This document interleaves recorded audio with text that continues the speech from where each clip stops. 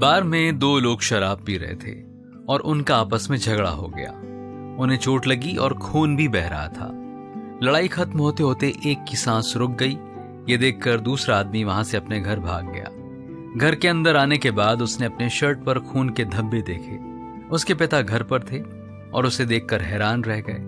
उन्होंने पूछा, क्या हुआ बेटा, तुम डरे हुए क्यों हो और तुम्हारे कपड़ों पर खून के दाग कहां से आए? बेटे ने कहा, पिताजी मुझे माफ कर दो, मैंने गलती से किसी का कत्ल कर दिया है और भीड़ मेरे पीछे पड़ी है, मुझे बचा लो पिताजी।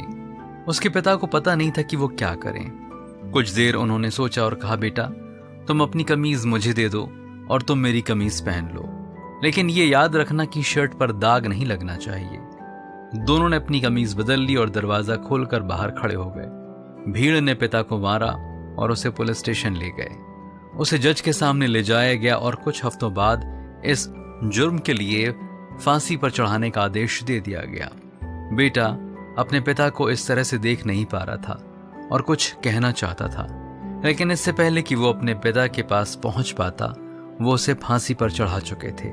वो जोर जोर से रोने लगा कि पिता, आपने मेरे जुर्म को अपने ऊपर क्यों ले लिया? उसी वक्त उसे अपने पिता के शब्द याद आए कि मेरी शर्ट पर दाग नहीं लगना चाहिए। बेटा एक कातिल से एक अच्छा नागरिक बन गया। प्रिय मित्रों, ठीक इसी तरह कोई है जिसने हमारे पापों के कारण अपनी जान दी। वह जो पाप को जानता भी ना था, वह जो निर्दोष था, उसने हमारे पापों को अपने ऊपर ले लिया ताकि हम जीवन पाएं, और वह है प्रभु यीशु मसीह। अब बदले में हम क्या कर सकते हैं? क्या कम से कम हम अपनी शर्ट को बिना दाग के रख सकते हैं? बाइबल हमें बताती है 2 कुरिन्थियों 5वां अध्याय 21वीं आयत में, जो पाप से अज्ञात था उसी को उसने हमारे लिए पाप ठहराया कि हम उसमें होकर परमेश्वर की धार्मिकता बन जाएं।